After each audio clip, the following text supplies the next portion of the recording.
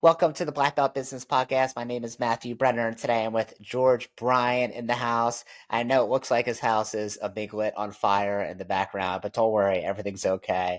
I know when we first got on here, you were telling me that your landlord, who you rented studio space from, decided to kick you out last second. What happened? Yeah, not kick me out, but I will say God likes to remind me there's no finish lines. And so I'll give the short story and everybody will laugh a little bit because I had my beautiful studio. I had like 5 studios set up, and I agree with the landlord. It was right next to his restaurant. So I had the best gig. My restaurant was next door. My barber and my masseuse were in like 10 feet of walking distance to me. So like I'm in heaven when clients came. And so had the studio, it was set up like a living room, and then I literally was sitting there, and there was one light on my floor that we hadn't hung on the ceiling yet. My buddy TJ came over. He's like, dude, we have to hang that light. Just finish the studio. And I'd put it off for like 6 months. And I was like, dude, it's fine. It's on a stand. And then he's like, I'm coming this Saturday. I'm like, great. So he comes Saturday. We hang the light. Monday, my landlord calls. And he's like, we have a family emergency. I know we did this. We promised you this. And I was like, oh my God, what happened? And ended up in the family of the daughter. And I was like, what do you need? He's like, I need you out. And I was like, oh, by when? And he's like, ASAP. And they're like family to me. And I was like, okay, I will totally support you however I can. And so we unpacked like 3,000 square feet. It's literally all looks like a bomb went off in my basement down here. And then I rebuilt this one in like 24 hours. And truth be told, I actually really enjoy being in my house again because the distance is a whole lot shorter from the treadmill over there to my thoughts in the studio. But it was a pretty funny reminder. And I was like, well, maybe if I didn't hang the light, he wouldn't have called. But of course, I hung the light, we finished. But we're here now, we're settled. As long as I have a video and some decent thing. And I didn't even know. That little fireplace thing is the best thing ever. It was just like this little digital display that I used to show the weather on, and they released an app that said I could put a fireplace in it, and it's the number one Perfect. thing Yeah. everybody talks about. Yeah, they always say for videos online that you want something moving in the background. I've heard like Ryan Megan talk about that, something captivating, Yeah, and that is perfect for that. yeah, and then the other thing too, and this box over here reacts to my voice, but I'm really present to it. There's this little box that every time I speak, it reacts to my voice. But I tell everybody, I'm like, hey, if you're on a Zoom call and you want people to pay attention to you, they're either going to be distracted somewhere else or they can be distracted looking at you. And I was Mm, like, so I might as well just keep them distracted looking at me. And so I keep mm. that thing reacting to my voice. Yeah, the last thing you need is for that elephant back there is to just like lift up its trunk every like 10 minutes. It's like someone be like, is this house alive? What's going on over there? Oh, Uh, and you, dude, it's so funny you say elephant. I picked my son up from school yesterday. He's 7, and he's like, "Dad, there's a wild elephant in Montana. I live in Montana." And I was like, "What do you mean there's a wild elephant in Montana?" He's like, "No, Dad, I saw it in the news today." I was like, "Bro, what story are you telling me, right? Because we're in story territory." And he's like, "No, yeah. Dad, Google it." Well, I literally Google it, and 3 hours away from me, there was a circus in Montana yesterday, and the elephant escaped and was walking around downtown Butte, Montana. Oh, And I was like, wow. "Oh, this is hilarious." That is amazing. So tell us about your background because a lot of the people who are listeners are martial arts school owners. So Yep. did you originate in martial arts? You originate in helping people with relationships? How did this happen? How did you enter the martial arts Yeah, world? so this is really interesting. And so as a kid, I actually did martial arts, and I'm gonna close this loop in a minute. But my first ever karate school was Valari's in Franklin, Massachusetts. Valari's in Franklin, Massachusetts, and then I had a pretty rough childhood. Like I was homeless, and a lot of things happened, and so I was pretty much on my own from 13. I had to, watch the movie Rad Racing and get a bike and a paper route, and basically use that to make it out. And then I joined the Marine Corps. So I Okay. spent 13 years of my life on active duty, and my entire job and goal was to be a Marine, retire at 30 years, and hand out smiley face stickers at Walmart. And after being in 2005, I almost lost both my legs in Somalia. And then 2010 and 11 in Afghanistan, I ended up getting 7 traumatic brain injuries. So I've had everything from getting shot, shrapnel, all that fun stuff, PTSD, all that magic. And so they decided they were going to medically separate me. And I struggled with eating disorders most of my life. And I didn't stay in martial arts, but in the Marine Corps, I ended up as a black belt martial arts instructor in the Marine Corps through, what we called, McMap, which was Brazilian Jiu Jitsu that ended in death. And, I just got to play and fight all the time. And so never really practiced. Ended up rolling, staying in jiu-jitsu for a while. Carlos Machado is one of my business partners and dear friends. So I'm in the world no matter what, but never talked to martial arts schools. And so I basically ended up becoming a food blogger. And I was bulimic most of my career because of the abuse as a kid and sexual abuse. And so I was like, I want to be better. I'd experienced enough death in my life. And so I was like, I need accountability. So I had to make a fake college email in 2010 to get a Facebook account. And I was like, I'm going to cook a recipe every day and I'm just going to post it on Facebook so nobody knows what I'm doing. Well, fast forward a year and a half later, someone's like, you should launch a blog. And I'm like, what's a blog? And so I ended up getting transitioned out of the Marine Corps and becoming a paleo food blogger. And then someone's like, oh, you should write a book. And I'm like, I don't know how to do that. And my publisher's like, I'll never publish you. You can't, you'll never make it, blah, blah, blah. Well, then I became a 22-week New York Times bestselling cookbook author 2 years after teaching myself how to cook. And then someone's like, you should launch an app. And I'm like, I don't know how to do that. I'll figure that out too. And then I launched an app and got featured by Apple's the #1 health app in 2015. Built 1 million followers on social media, and then ended up in the jungle with Mother Ayahuasca after lots of suicide attempts and depression and hospitalizations and really not having the best of luck, and met God. And I realized in 24 hours that that whole business was out of integrity for me. And so I came home, deleted 1 million followers, gave the company away to somebody in 24 hours as a Christmas present, disappeared off the internet for 3 years, and accidentally became a consultant. And so people started hiring me to teach them everything that I had done and how I had done it. And I ended up behind the scenes of some massive companies and scaled a couple companies to 1 billion. And over the years started consulting companies on basically relationship-based marketing. And ending up a couple of years later, I end up meeting a dear friend of mine, Nick Daughtry, who literally is in the martial arts world and has been in there forever, and then brings me in. We start doing calls and connecting, and then I start helping martial arts schools build and scale their businesses. And funny story, I was at an event, and the gentleman who bought my initial martial arts school from Fred Villari in Franklin, Massachusetts, was sitting in the audience. And we got to meet and connect, and we're still friends to this day. And so that's kind of like the shortest version where this whole thing doesn't get to be about my story. But, you know, there's probably like 75 books in there, which is why I have a podcast, because I don't want to write another book about it. But it was, I've lived many, many lives to get here. So that's the shortest version I can give you. Well, if that's the shortest version, I'm gonna need ChatGPT to cut that down because I don't even know where to start with all that. And Yeah. I knew some of that from stuff I've listened to and looking at online, but I think it's kind of funny that you had a Dave Chappelle moment where it's like you're at your peak and you're like, I'm out, right? Yep. This is not, it doesn't align with me. So what made you decide to finally move away from it all? Like you said, it didn't match your integrity or what you felt your Well, moral so compass. yeah, so not my moral compass. What it looked like is I was 120 pounds heavier than I am now. My wife was 8 months pregnant with my son, and we were about 3 weeks away from bankruptcy. I was taking 90 hydrocodone a day. I was addicted to opiates. I was self-harming, and the things that I witnessed and the things that I experienced in my career and in my childhood were literally genuinely killing me. And when I had that social media following, when I had that business, it was where I hid, right? Like I didn't have a relationship with anybody because I was living on the internet.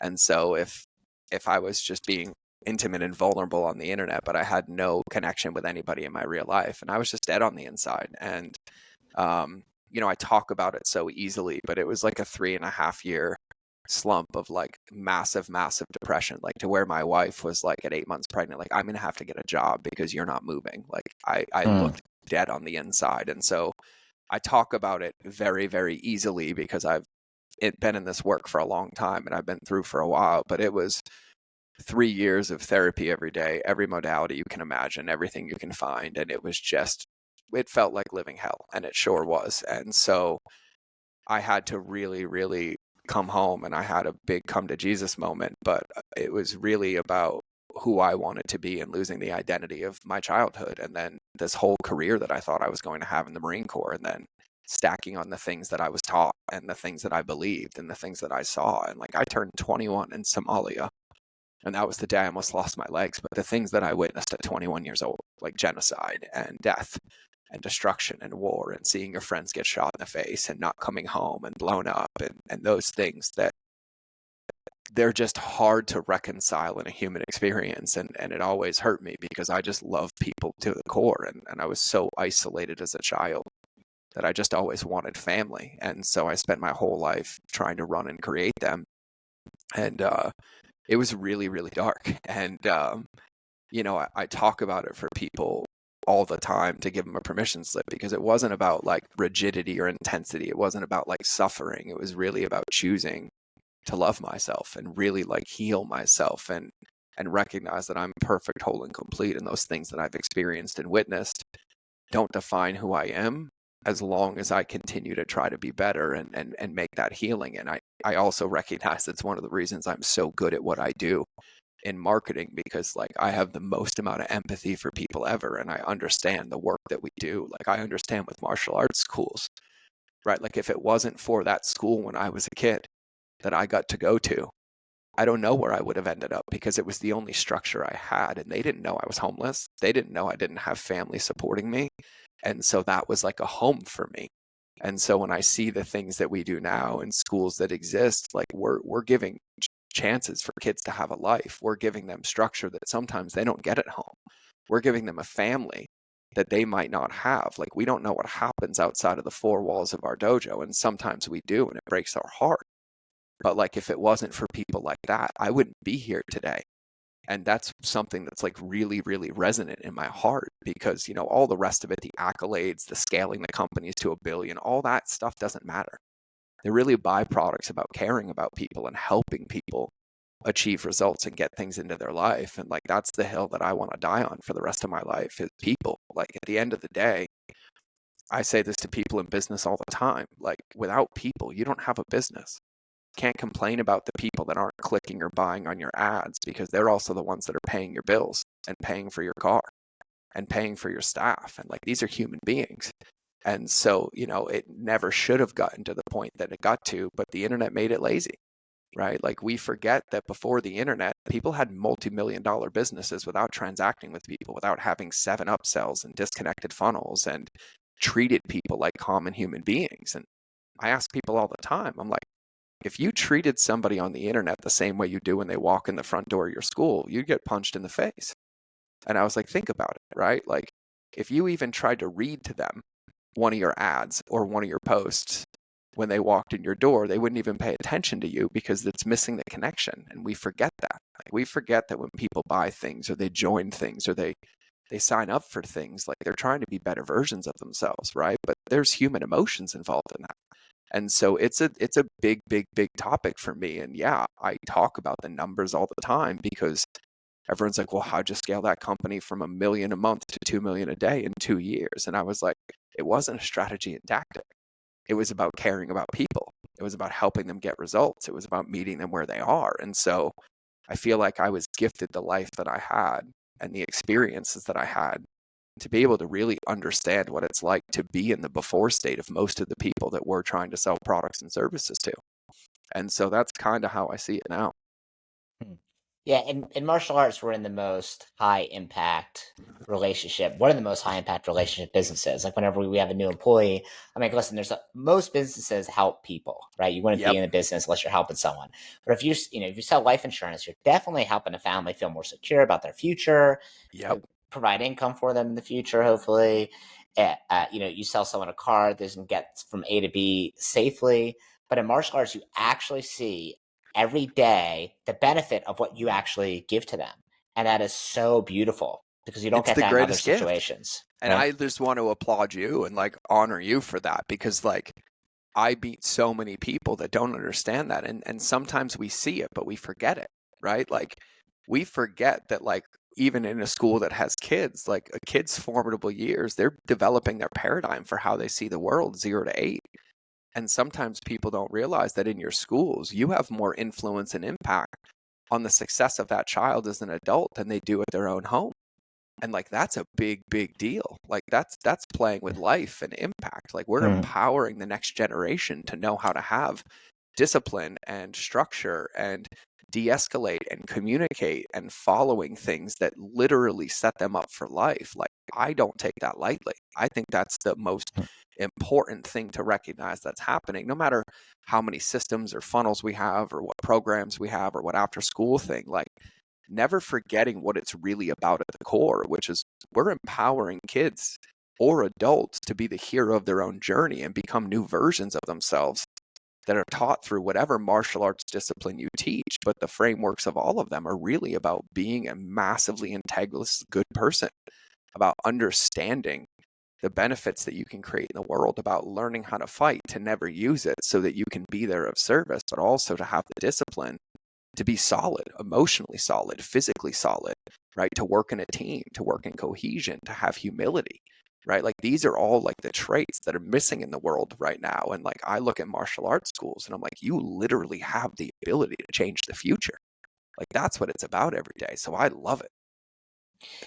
Whenever we have a student come in who is particularly challenging, maybe they have ADD or ADHD, or maybe like a really just like a rough upbringing, and it's frustrating on our staff, I remind them like, hey, this is the person that's going to appreciate this the most when they're older, or even right now. Like we had a kid come in who, this is more recently, who the grandmom brought him in. The mom was a teen mom of the kid, so she didn't really know how to raise a child, Yeah. right? And it was her second child at the age of, she had two kids before the age of like 22, right? And just the situation she's in, and so the grandmom's kind of in charge of the kid. He comes in, he's only fed negative. What's the word? Negative. He only hears negativity from his mom, right? Yep. And in order to get him to do things, the way she would motivate him was threaten like monsters and ghosts. Yep. Like, you better do this or the ghost is going to come. You better do this or the monster's going to come. Or you better this or the police are going to come. And that is how he reacted. So he's scared to go to bed at nighttime because that's what's going to happen. So someone's going to hurt him.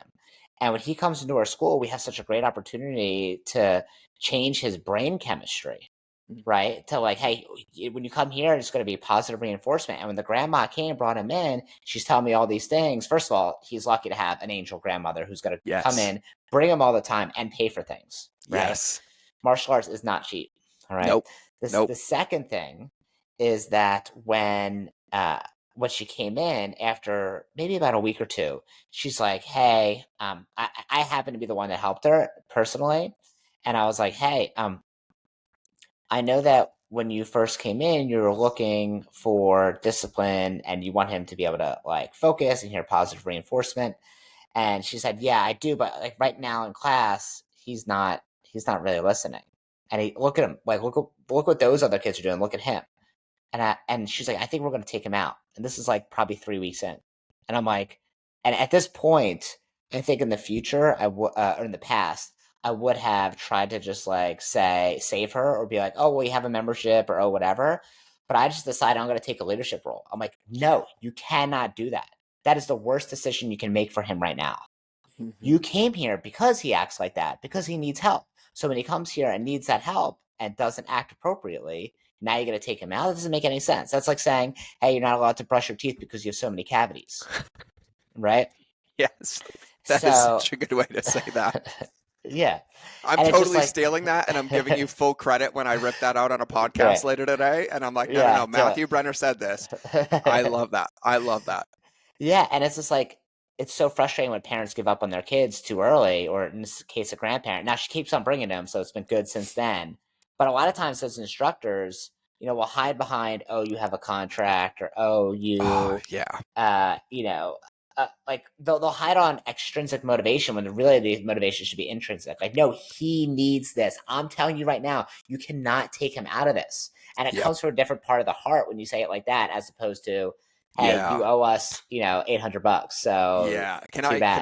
Can I share two things? So I don't normally do this, but I got a message from a martial arts school yesterday. So there's a book that every single human, and I mean if you have influence over people, adults, children, speaking, that is a required read. And it's called The Declarative Language Handbook by Linda Murphy. A Declarative Language Handbook by Linda Murphy. And because I don't have his permission to share this thing with him, I just want to read this to you. It's very, very short. I had a little boy come into my school, pretty heavy on the autism spectrum. He was really struggling in class. I had my staff read the Declarative Language Handbook that you suggested on one of your Zoom calls. Wow, what a difference that made. The parents who live paycheck to paycheck came in and said, We have saved and want to pay for a year up front. We can't lose this. Next week, he's adding a Brazilian Jiu-Jitsu class and still doing his Ninja Dragon class, all because of how we communicated to that child, right? And so it's a very, very important thing. And you nailed it, man. Like, everything here is about coming from the heart, right? Like, we know that they want something different. That's why they're there in the first place. But they also need to have tangible physical evidence and see it in their real life in order for them to believe it. And so the second book that I want to recommend, and I did an entire breakdown of this on my podcast, is called The Catalyst by Jonah Berger. And the reason I recommend that book so heavily is because there's only 5 things that get in the way of us becoming a catalyst for somebody's change. And it's reactance, distance, endowment, corroborating evidence, and uncertainty. And they are psychologically the only 5 things that get in the way. But in the lens of business and marketing, it also lets you see what evidence and how to give people evidence to support them to be able to see themselves in that situation and have a commitment deeper than what you were talking about, which is like all the intrinsic or the surface level details where, you know, when we know, and I know this to be true, when a parent comes in and says, I'm going to pull my kid out, what I hear is I'm afraid and I don't want to pull them out. And this is my way of asking for help because I don't see the value. Because if you and I have kids and we really don't want our kid in something, I'm not going to drive to the school and tell the instructor, I'm going to pull my kid out and get a chargeback on my credit card, right? If there's really, really enough evidence. This is what I tell people about haters on the internet all the time too. I'm like, if somebody really hates you, they don't take the time to tell you how much they hate you. They just block you. And I've turned more haters into customers than anybody because I just love bomb them. I'm like, oh my God, thank you for the feedback. Where else does this show up? How can I help you, right? When people are saying things out loud, what they're really saying is, I don't feel safe. I feel scared, but I don't want to admit that. I'm asking for help, and how you respond and how you support me and how you communicate with me is either going to give me more evidence that I'm right to justify my decision, or it's going to dissipate that evidence and give me another possibility, which would create a catalyst for change. Those 2 books, and I mean those 2 books, will change the face of everybody's martial arts schools if they actually read them and take them in. And like, I'll say this publicly, I've read The Catalyst over 100 times, like literally over 100 times. And it made Jonah Berger and I become friends because he emailed me and he's like, who are you? I've heard your name 500 times. I'm like, bro, I've recommended your book to thousands of people, but I have it memorized. Like, I can tell you what page and what chapter.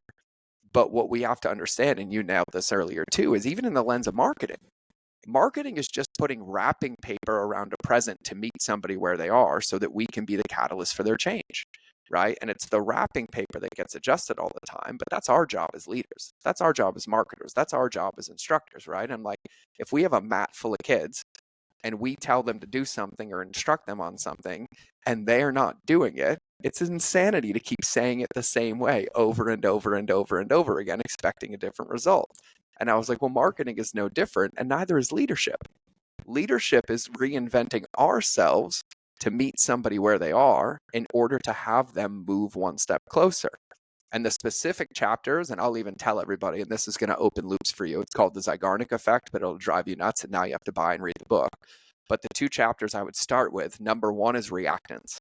And reactance is a human being's anti-missile guidance system, to where if somebody's in a state, like a state of overwhelm, a triggered state, they're upset, and we try to justify with words, the only thing it does is put their walls up higher and higher and higher because they're not in a state to receive it. And the second one is distance.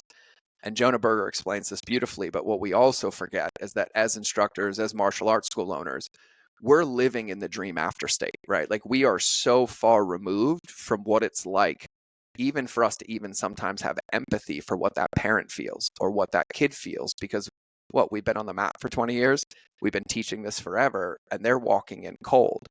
And what he talks about is that if you think about it in the lens of a football field, we're living on the other side of the end zone and they're sitting on the opposing team's end zone. And we're like, great, come in, jump all the way to our end zone. It doesn't work that way.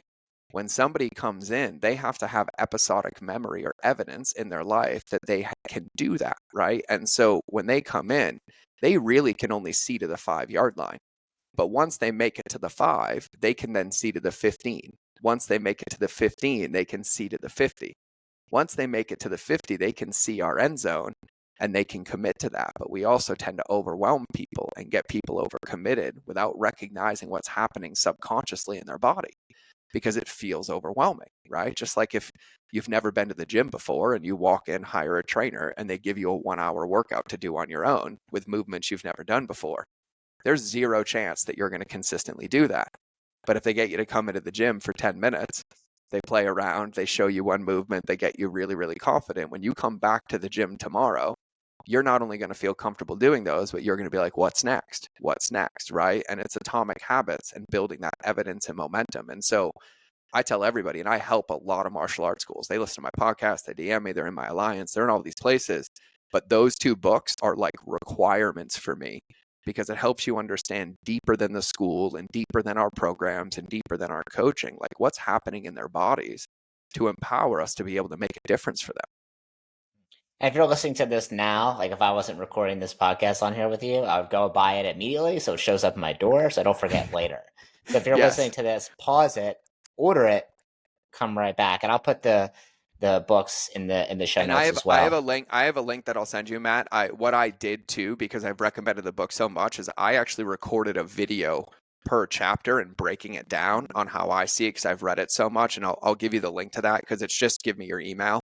There's no offer or anything. It's just because I deliver the 6 videos to be able to take you through it. But it's massively, massively valuable. It is one of the number one secrets to being able to understand the psychology of people when they're in commitment zones, right? When they're coming in to join the school, right? Because we also know, and I say this to people all the time, and you guys get this as martial arts owners, like leadership is saying the same thing as many times as required till the last person gets it, right? And that comes from the Marine Corps, right? We were only as strong as our weakest Marine. But I also feel like it was the biggest lesson for me because I hate to tell you, but like when my Marines weren't performing, we can't fire each other. Like it's all of us for 3 years, no matter what, right? There's no such thing as, oh, you're fired, I'm going to hire somebody else, I'm going to replace you. It's like, no. In 6 hours, we get to go outside this wire together and all of us get to come home and we get to work as a team. And like, I think that's how people should look at business, because if somebody takes the time to raise their hand, it's my job to get them to where I promised them, not my job to gaslight them because they're not doing it my way.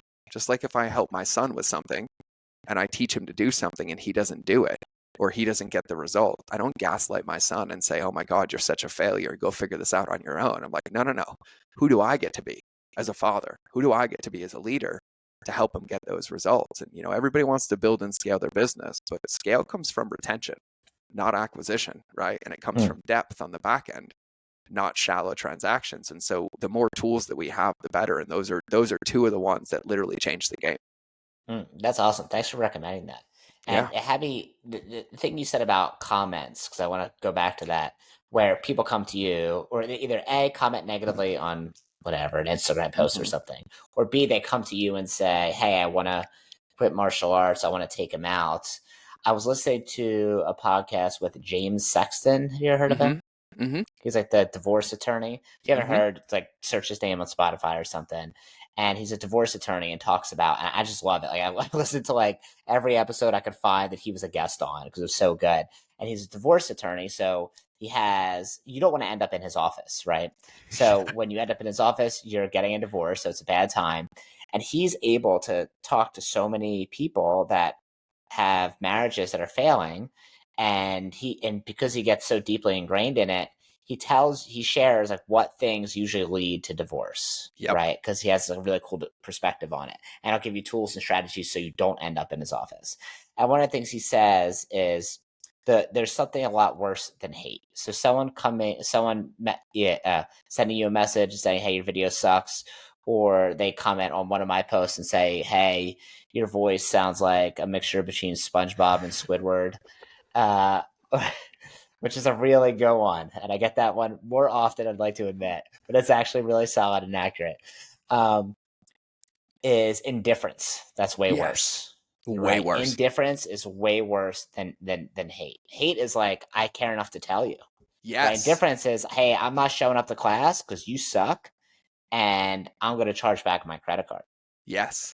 Right? Yeah. Indifference and silence are the 2 that scare me the most. Is there a difference between the 2? Indifference is...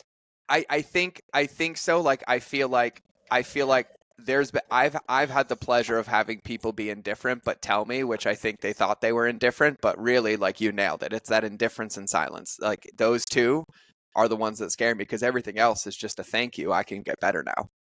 Hmm. So, talking about relationships, how do we build better relationships with our martial arts students that you feel like now working with martial arts schools that a lot of them get wrong? Yeah, well, I'll even summarize this because there's three big mistakes that people make with customer journey, and I talk about these often, like I'm like a broken record, but they apply so much to martial arts schools, so much, right? So I break them down and I have everybody draw them in a triangle, right? So I'm like, just draw a triangle on a piece of paper, right? Because I'm not doing visuals today. And in the middle of the triangle, draw a poop emoji because it used to be called the triangle of death, but my 7-year-old renamed it the triangle of poop because he's heard me teach it so many times. And there's a really funny story to go with this one. I'll tell you later. But there's three core mistakes that everybody makes. So number one is called the zone of doubt, right? So I write that at the top of the triangle. Number two is called the inverse journey on the bottom right. And then number three is called the drown the journey, right? And before I explain these, I also want to call everybody out and explain what this means. So most of the mistakes that we make aren't made around our offers and programs. They're made around the relationship with the human that get in the way of them pursuing or achieving the goals that we offer in our offers and programs, right? And so we also understand that every decision a human being makes is an emotional based decision, right? When you choose to follow somebody on Instagram, when you choose to buy something, when you choose to opt into something, there's an emotional based decision that's happening. And for an emotional based decision to go through, you have to feel safe. And everyone's like, oh, not really. I'm like, really? Have you ever been in a store about to buy something and then the clerk or somebody in the store talked to you negatively and you put the product back up and left because of how they made you feel? Right? Hmm. Or have you ever been in a restaurant, enjoyed the meal, and then was talked to a certain way, and no matter how good the food was, you made a decision to never go back to that restaurant, even though the food was good? Like, that had nothing to do with the food, right? And so the first thing that I want to say is that when we understand business and marketing, our programs, services, and offers are the bridge, right? They're the bridge to the island. I always use Manhattan as an example, right? But they're a bridge to the island. What we're really selling is Manhattan, but we fall into the trap of constantly trying to sell the bridge and the path to get there, right? And so these are the mistakes that get in the way. So the zone of doubt is basically the commitment remorse zone, right? So don't write this down, but you're going to want to rewind this one to hear the dictionary definition I wrote. But the zone of doubt is the space between the opt-in, exchange of information, or credit card purchase where the dopamine is wearing off. The longer that zone exists, the faster the undercurrent of your customers or potential customers' anxieties and doubts take over, deteriorating both of your chances of success. And so the zone of doubt happens everywhere. When somebody calls you and you're like, oh, I'll get back to you in an hour. And then 4 hours later, you send them a message, you've already dug yourself into a hole that you can't get out of because you made a commitment and a contract, and they're waiting on that side. So the moment that hour passes, everything past that point is evidence that they don't feel safe. When somebody opts into something and you're like, hey, we'll send it to you right away, and then they go to their inbox and it's not there, what's that experience like? And I always teach this to people by saying, like, hey, have you ever bought a course on the internet? They're like, yeah. I'm like, have you ever gone to your inbox looking for it and then it wasn't there? And they're like, yeah. I'm like, what feeling happened in your body? And they're like, oh my God, I got upset. I got mad. And I was like, what was your first thought? You're like, this was a bad choice. And I'm like, yes, because then you had to go do the work to find the thing that you already paid for that somebody told you they were going to send you, right? And so the zone of doubt is where any human being is at a decision point or a connection point with us, and we don't manage the conversation or expectations. And we allow them to sit in that commitment remorse zone. And that's the number one killer. That's the number one thing I use to double, triple businesses. And it's not about sending them 8 emails. It's not about, following up with them intensely. It's about managing the conversation because that's what leadership does, right? So it's completely fine if somebody opts in or signs up or calls you and says, hey, thank you so much for texting me. I will get back to you in the next 48 hours and maybe even sooner, but I just wanted to let you know. And in the interim, if you need anything, here's how to get a hold of me. It's really about managing the conversation. It happens in digital marketing all the time. When we get people to opt in for phone calls, when we get them to sign up on our calendar link, when we tell them to send us a message and we'll get right back to them, you also have to remember you're not the only person people are talking to. They're out collecting evidence to see who makes them feel the safest before they feel safe to come in. So that's the zone of doubt. The second one is the easiest one to fix, and it's the hardest muscle to flex, and it's called the inverse journey. And so the inverse journey is when communicating with a customer or potential customer that you're ever talking about yourself instead of them, their results, or what they're going to achieve. And so if you're listening to this and you're going to write something down to remember, write this down. Your customers' results will tell them everything they need to know about you. Your customers' results will tell them everything they need to know about you. And so a tangible example, and I've helped a lot of martial arts schools with this, is that people will come in and be like, oh my God, tell me about your program. And we will just accidentally fall into the trap of like, yeah, we made this program for this and this. I've been doing this for 20 years. I'm a 1700th black belt degree, blank, blank, blank, blank, blank, blank, blank. But we think that's creating aspiration for the person, but we're actually giving them evidence that it's unachievable because it's making the gap feel insurmountable. But a simple reframe in that declarative language handbook that I recommended is also like, oh my God, well, we have this program that helps with this, but what are you looking for? And they're like, well, this. I'm like, well, yeah, you'll be able to do this, and Johnny will be able to see this, and he'll be able to feel this, and he'll be able to experience this, and it will help him do this, and you do this. And so it's making sure that when we're communicating an empowering language for what they're trying to achieve, not what we want them to achieve. Right. And so I give this example all the time. So if there's women listening to this and you've ever bought a skincare product on the internet, you know exactly what I'm talking about, because you'll buy the product after spending 90 days thinking about it, or you'll sign up for a service or coaching program and you'll get an email that says like, hey, thanks so much for buying my product. I've spent the last 16 years of my life scouring the jungles of Costa Rica to find this hidden ingredient. And I got 6 board certified surgeons next to me because we care about your skin. And the woman reading that's like, you don't give a crap about my skin. This is all about you and making money. But the inverse is like, hey, how's it feel to have healthier hair, skin, and nails, even though you haven't even got our product yet? Because we're a family and we know our product isn't the solution. It's just part of it, but we're here to support you. Dudes see this all the time with workout programs, supplements, right? Nothing like buying a product for yourself and then being told for the first 3 emails, like, look at me and my six pack. Look how strong I am. Look how amazing I am. And all that's disempowering for the person on the other side. And so it's making sure we're intentional about how we're communicating, but we're always communicating to somebody's possibility in their future state. So that's the second mistake. And then the third mistake is called the drown the journey. And I am doing this to everybody right now, but your subconscious brain learns about 1,500 times faster than your conscious brain. So you can also rewind this episode and listen. But the drown the journey is where we get lazy or unintentionally spend somewhere between 30, 60, 90 days courting somebody. And then the moment they buy, we send them an email that says, hey, thanks so much for joining our program. I need you to whitelist our email, add this thing, watch this video, fill out this paperwork all in the next hour, because you have to be in class in a day. And then they come to the class and they're not done. And then we gaslight them for not getting it done and making them feel bad and wrong. But we also forget that when people are joining something or they're starting something, they don't have an established habit. They don't have this in their life before. Just because a parent's coming to sign a kid up for school at a martial arts school doesn't mean they even have the time in their schedule. They might have to figure out kid care. They might have to figure out commuting. They've never had them in a program for an hour a day. So there's a lot of things that are happening that the parent or the child have to be empowered to, because they don't have the habit or the thinking or the beliefs or the paradigm to be that student yet. And so this is where we accidentally overwhelm them, creating more reactants rather than empowering them and creating micro wins to get them in momentum. And so those are the big 3 that everybody makes, accidentally most of the time, but they're the ones that get in the way of everything. And so those are the 3 that I always talk about. I think it all comes down to really like trust in the end, Mm-hmm. right? Is that the Mm-hmm. whole purpose of it, right? It's like, Well, how do it I build has to trust be. between this person? Well, it has to be too. And then here's the thing, right? Like we have people that come and join our schools, and I ask people all the time, like, how long do you want them to be a student? And they're like, oh my God, like 5 years. I'm like, great. So then why, the moment they sign up, do you give them 3 years of work on day one instead of actually just taking them on a journey and helping them feel comfortable, right? Because we know if somebody walks in the door cold, or they come from an ad, or they come from something cold and then they get thrown on the mat, they're not going to be there. But then when they walk in, they get a tour of the school, the kid gets to sit in a class, they get to come to the after school thing. All of that is giving them evidence to allow them to feel safe to come into it, just like a kid joining a new school, right? Like this kid hasn't been here. He doesn't know these kids. He doesn't know the people on the mat. He sees kids in uniforms, standing in structure and discipline, following the rules, and his nervous system's like, right? Like you have to titrate them in, but you also have to titrate them into the programs and into the Mm. experiences. But the same thing on the internet.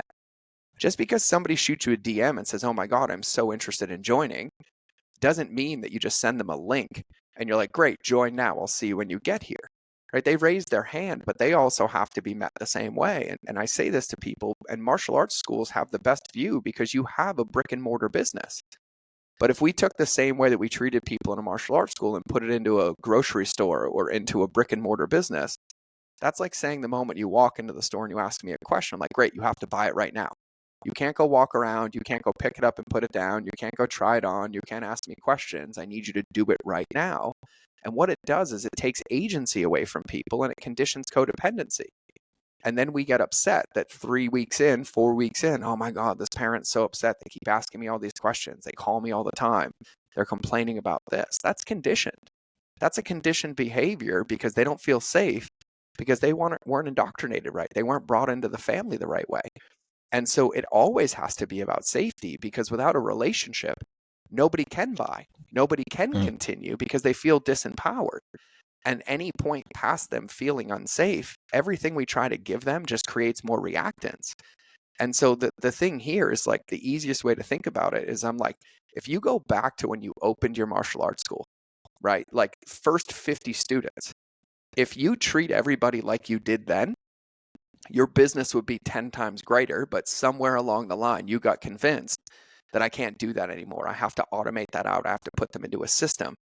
And you actually automated out all the things that worked instead of automating the things that happen in between those touch points and allowing you to be there at the critical points that matter, right? Like I have no chance of succeeding in business if someone's like, hey, George, I'd love to work with you. I'm like, great, go through my ManyChat funnel before you figure it out. No, I'd love to connect with you. Let's see how this goes. Oh, yeah, I'm really interested in that. Amazing. Let me send you this thing and then let me know when you're done, right? And leadership in marketing and business and coaching and having kids on the mat is meeting them where they are and empowering them to step to the next step without them needing us because that's codependency. And so we have to always remember that the human relationship is the thing that makes it all work. Because if Johnny doesn't feel safe, Mummy's not going to feel safe. If Mummy doesn't feel safe, Johnny's not coming to class, right? And those two things have to happen independently. And so we have to make sure that we're always prioritizing the relationship. But the thing that I ask people all the time, and I'm like, okay, cool. If you took your wife and she went through your onboarding process, would you be stoked at her experience? And they're like, no. And I'm like, then why is it okay that my wife goes through it? Or like, if you wouldn't be okay with how your kid was treated if they came into your school or joined your program or clicked on that advertisement or came into that, why would you make it think that somebody else's would be okay? Like we're playing with human emotions and human relationships, but without the relationship, there's no chance in revenue. And this is what people see. They'll get people to join and then they'll have their savages, right? The ones that'll do it no matter what. But there's 4 personality types when it comes to people, right? There's controllers, promoters, supporters, and analyticals. Controllers are the type A, right? They're going to walk in, tell you what they want, tell you what they need, and they're just going to do it, sign up, and go, right? Parents are like, I want Johnny in. Johnny's going to do this. Johnny's like a little savage from Cobra Kai, right? Amazing. Promoters, their personality requires evidence to be able to justify their decisions. So they actually have to feel something. They have to see something. They have to roll on a mat in an intro class. They have to try on a gi and be brought into class for a few times. They have to know that they're going to learn this, this, and this to be able to communicate effectively.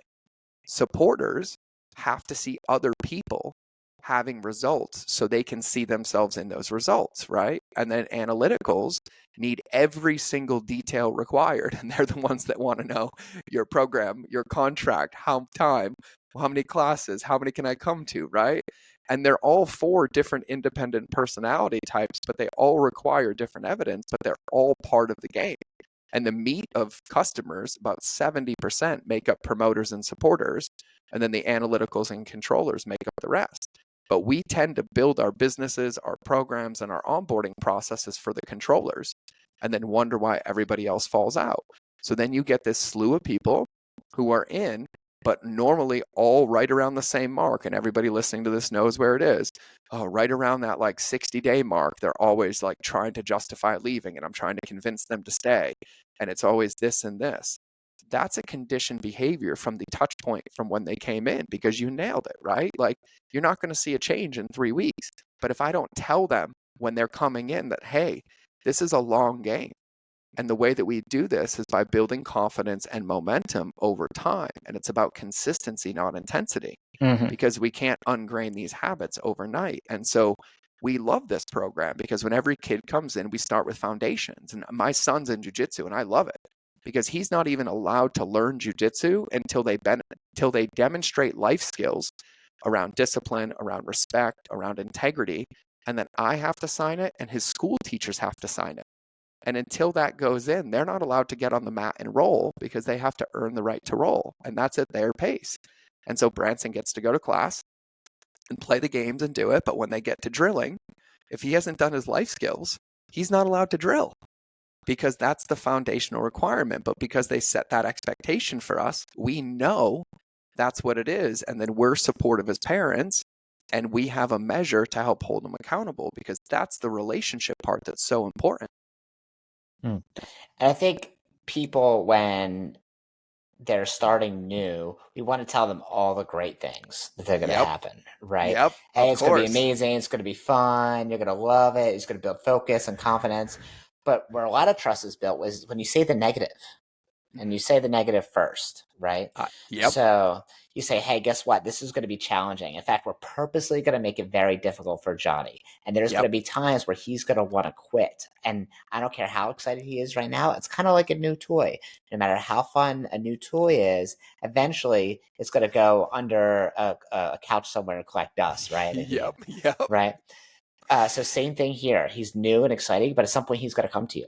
And he's going to say, I don't want to train anymore. He's going to say, it's too difficult. I don't like sweating. It's hard. And that's where you're going to have to make a decision as a parent. Hey, do I want him to keep on going so he can get the goals that you want for him, which is insert blank, whatever they said, or do I want to give up because it's more convenient?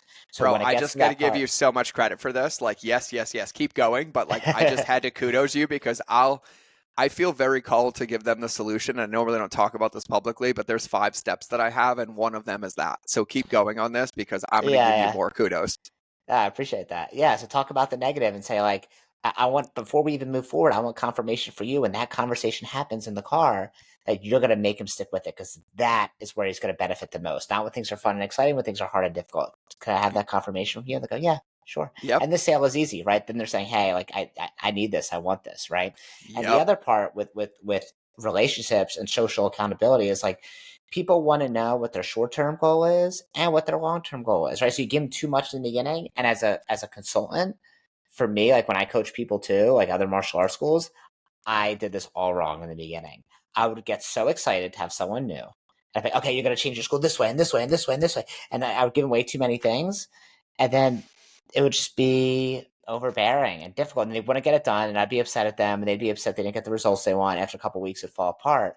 And it's like, okay, what could we do to get someone a small win as quickly as possible? And in martial arts, it's pretty easy. They can earn their white belt, right? So we kind of have that built into martial arts. If it's consulting, it's like, okay, what can I do to have new money in door right away? So that way it's justified in your mind about why you made this purchase. Right. And it's, oh, look, it's already happening. Right. So that first call, I know, hey guys, here's one little tiny tweak. If you do this with your next 100 students, it's so tiny and small, you'll make an extra $68,000 this year. So you'll, 6 times my investment with me, even if you do nothing else with the program. They're like, oh my God. Okay, great. Right. You're getting me tickled, bro, because there's 2 things that you called out. So number 1 is on the pre-handling objections, but number 2, about the win. The mistake that martial arts schools make is they try to make the win on the mat instead of the win in the life outside of the dojo. So I'll give you an example of what we did at my son's martial arts school, and they still do this to this day.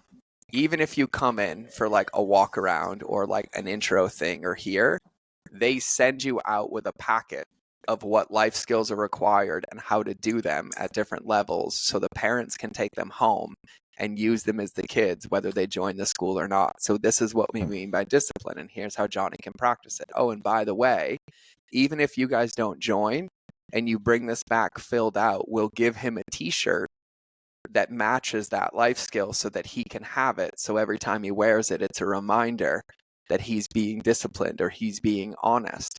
And so it creates evidence in everybody's life. And so I say this to people all the time.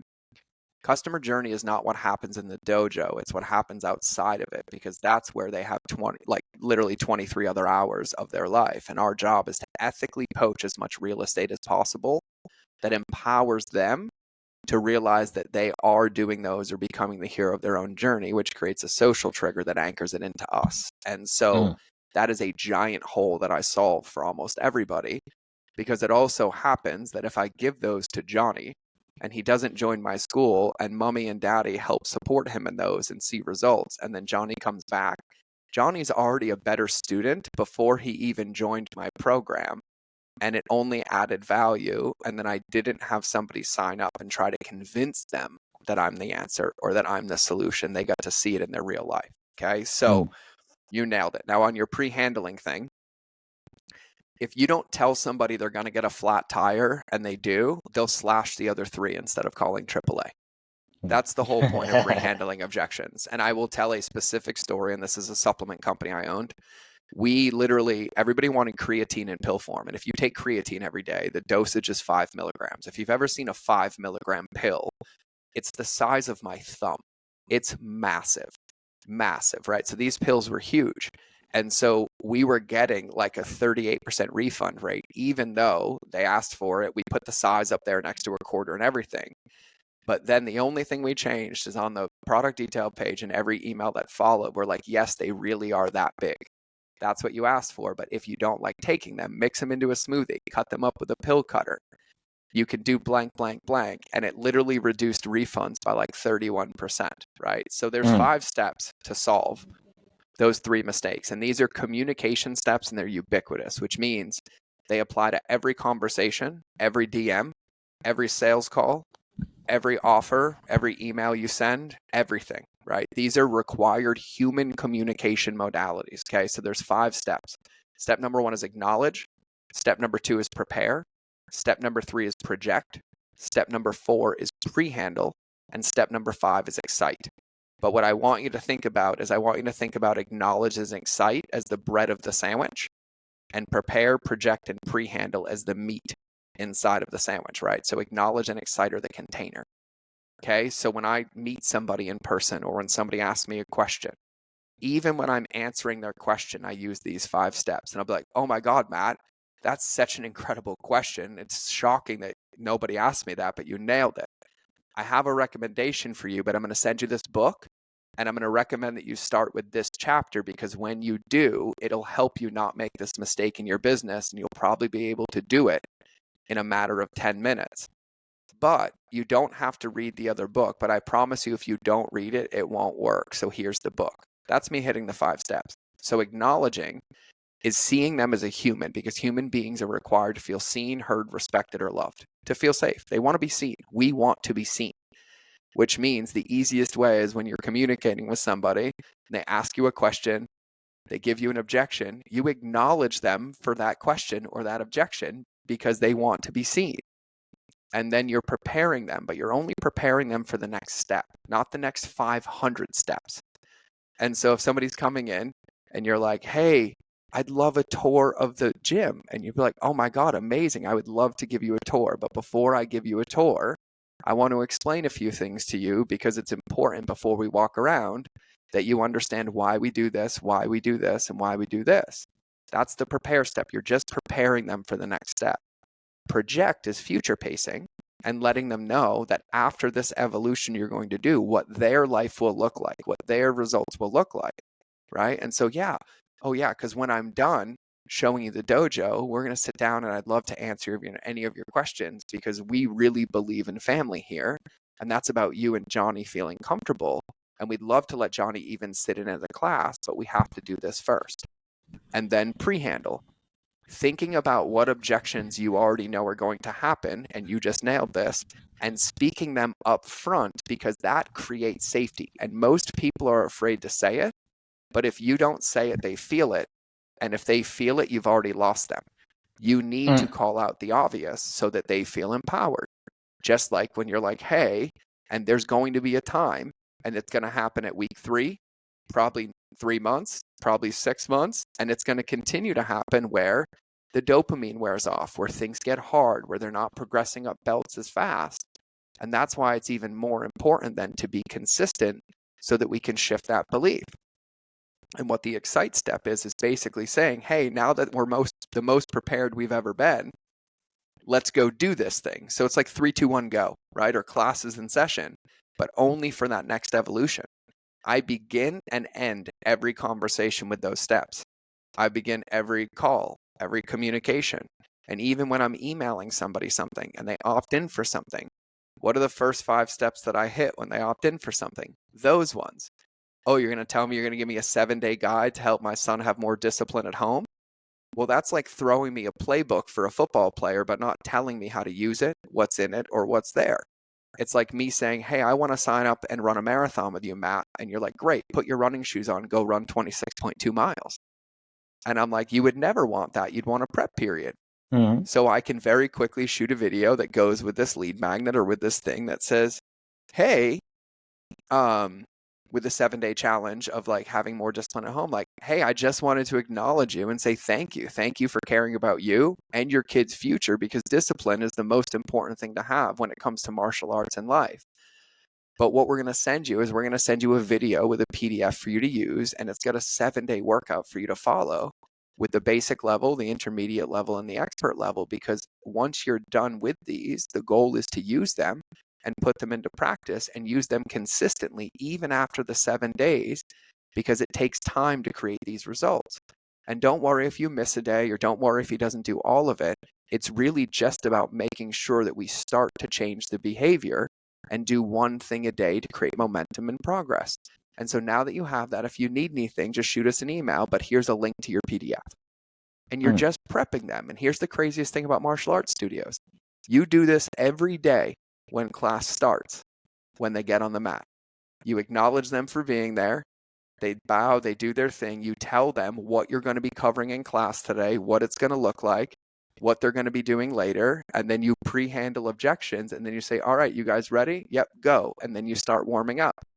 And then when the warm-up's done, you bring them back on the mat, and you're like, all right, amazing, guys, good job on the warm-up. Now we're going to get into instruction. And so we do this naturally, but we forget to do it everywhere where it matters, which is before people come into our ecosystem, because that's where the rubber meets the road. Yeah, that is great, because there's definitely times we remember to do that and other times where we miss it. Like, I know that one of the things we moved away from in terms of automation was this like reminder text. So we're like, we need to do reminder videos. We've heard that a million times, but never actually did it. So now we do reminder videos as, hey, student name. Hey, Jack. I'm really excited. I'm really excited for you to come to school and meet you. My name is Mr. Brenner. I'm going to be your instructor today. I'm going to teach you all the basic moves. So when you come in today, don't worry, you're not going to be with anyone else. It's just going to be us. We're going to have so much fun. It's going to be easy to handle, and we're going to have a blast. And I'll be the one you look for, Mom, when you come in. All right. See you guys soon. Yeah. And that's And like, 10 seconds. And then, okay, cool. We'll send 3 or 4 a night. It's not that crazy to do. No, right? it's not. And here's the thing too. Texting and written is only 7% of communication. Reading a text doesn't make somebody feel safe. Everyone's like, George, why do you always send video messages? I'm like, well, first, if I loved your video message. I was like, Yeah. ooh, this is good. I think I was out somewhere, so I couldn't respond with a video message. And I was like, if I don't respond now, I'll never do it. But I did love it. I was like, this is great. But here's the thing. If I was to type out everything that's in there, it would be like this long and it wouldn't land. You can't read my energy. You can't feel my emotion. You can't feel my empathy. You can't understand who I am, right? And really, when we're sending reminders, they're just invitations, right? It's connection points that lead people back home.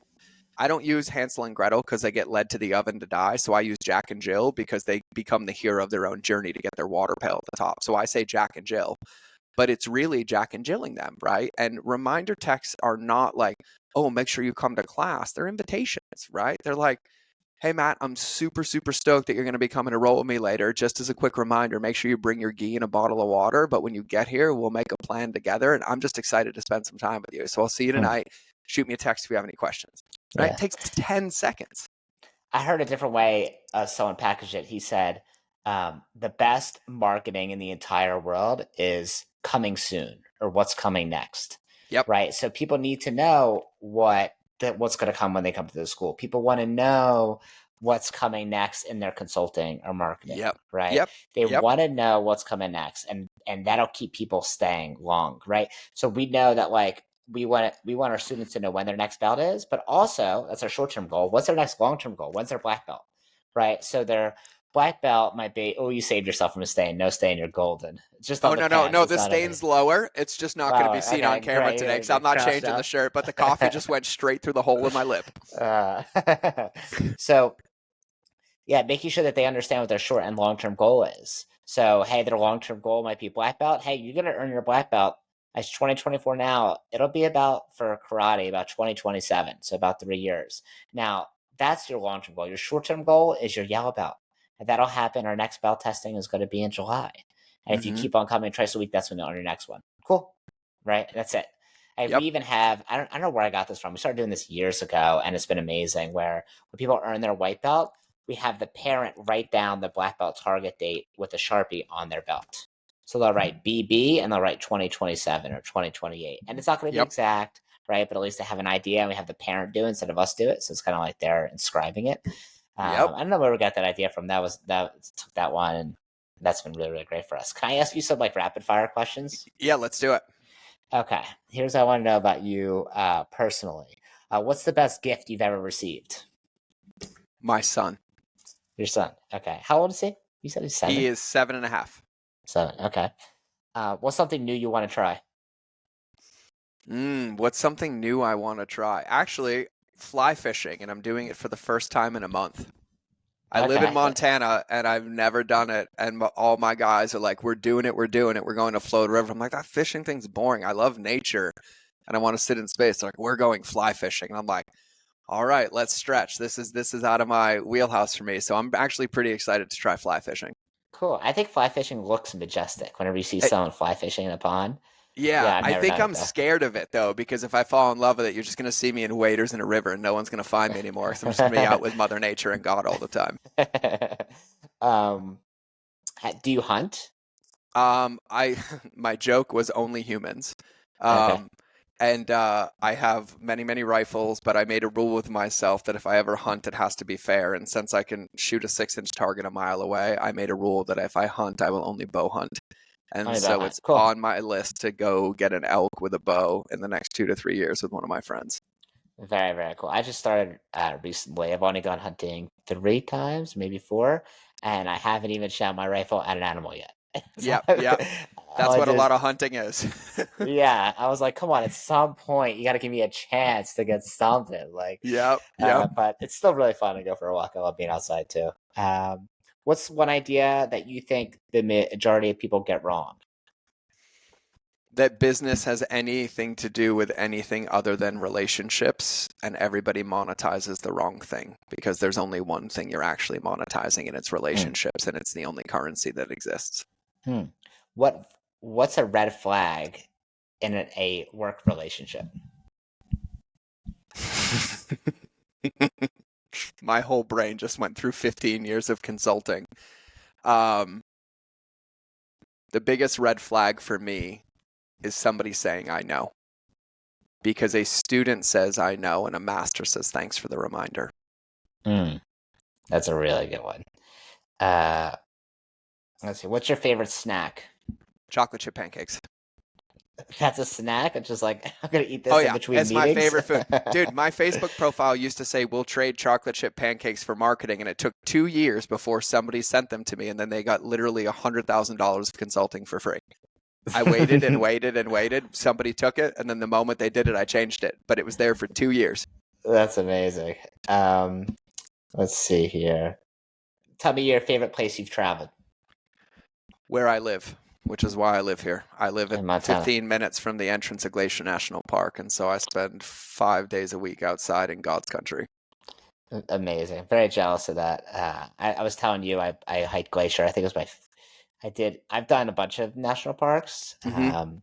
I have like a water bottle that my friend gave me as a gift. So I'm like putting all the stickers of the national Oh, parks dude, I I love visited on that. there. I love that, dude. Yeah. And you even did him like covered in a line. There's the martial artist in you. Yes. Yeah. So last year I went to, or no, yeah, last year I went to Glacier Bay in Alaska. So that was pretty cool. Oh, that's amazing. It was on a cruise ship. It was kind of like a fake visiting national park, but still, I still got to put the sticker on. Oh, and I But also, I will besides fly fishing, I want to go hella snowboard in Alaska. hella snowboard. Okay, that Yep. sounds badass. Yep. Uh, when's the last time you cried? 2 minutes before we started this podcast. Okay. I cry about 6 times a day. I was in my Bible earlier praying for some people and myself, and tears are the largest super weapon in the world. Hmm. And people forget that if it's coming up, it's coming out, and they get addicted to stuffing it back down and wondering why they don't feel good. Hmm. What is something people don't know about you?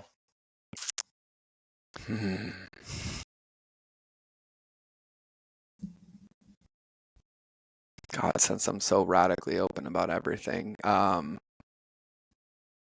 say that every day I wake up feeling more and more like an imposter, and more I have to learn, because I feel like my life's purpose is to be a humbled servant to every human on this planet, because love is the only thing that changes the world. And so I spend most of my days in tears at the end of my day, figuring out how to be better, processing every conversation, and asking who I get to be, to love my enemies, to love everybody else, because that's what God did. Beautiful. What's a tool you've used in your business that everyone needs to know about?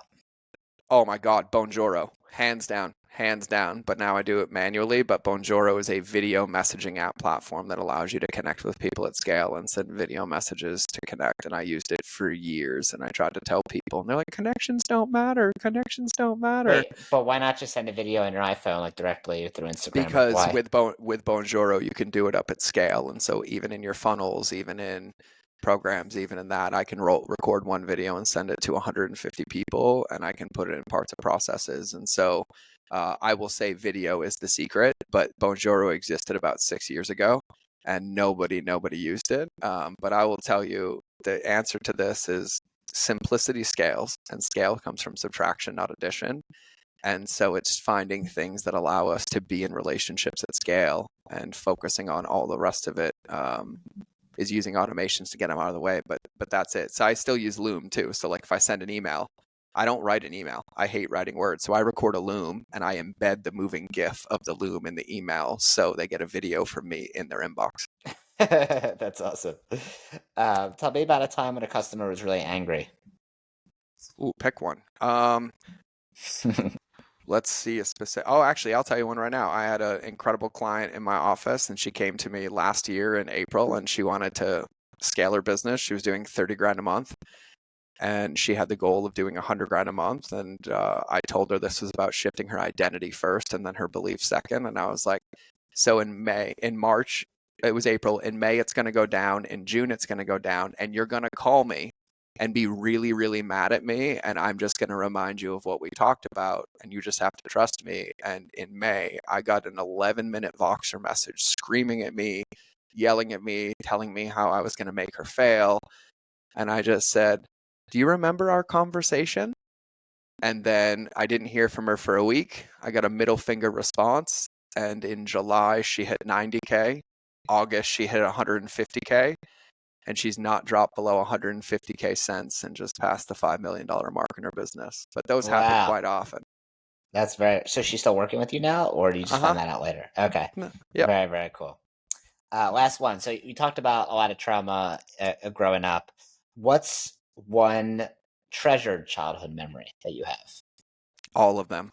And the best one is thinking about how present my father was, even in the lens of all the addictions, and knowing that my father gave up so many of his own vices and pain to be present with me, and it just took me 35 years to see it. And unfortunately, it was too late. So I thank God and him every single day for making me the man that I am. But I cherish every moment, because perspective is the difference between your prison and your power. And it's how you choose to look at it. And I'll share this because we talked about trauma, and this is something I wish I heard 20 years ago. Your level of healing never has to match your level of trauma. If it's coming up, it's coming out. Just let it go, because it's only robbing you of the present. Beautiful. Thank you so much for being here. Thanks for doing this with me. If people want to get in contact with you, what's the best way to find you? Oh yeah, man. I'll do this with you anytime. This was a blast. I can't wait to talk to you more. Like I'm in. I'll do this all day. Coffee conversations, whatever we talk about. We can go I'll hike come fly glacier and fishing. we can go hike glacier and record it. We'll just throw mics on us. Like it's game on, man. I'll talk to you all day. You're amazing. I appreciate the that. the easiest way to connect with me, so my podcast is called the Mind of George Show, but mindofgeorge.com is where everything is. It's the pinkest website you'll ever see. And if anybody has any questions, Like if the any color pink. yeah, the color pink, it's my favorite Okay. color. My whole website's Okay. pink. um Okay. the Mohawk's getting dyed pink, by the way. That's why the Mohawk's coming back. Okay. But my website's mindofgeorge.com. But I genuinely mean this. If you have any questions, if I opened any loops, shoot me a DM on Instagram and you can ask me anything and I will personally respond.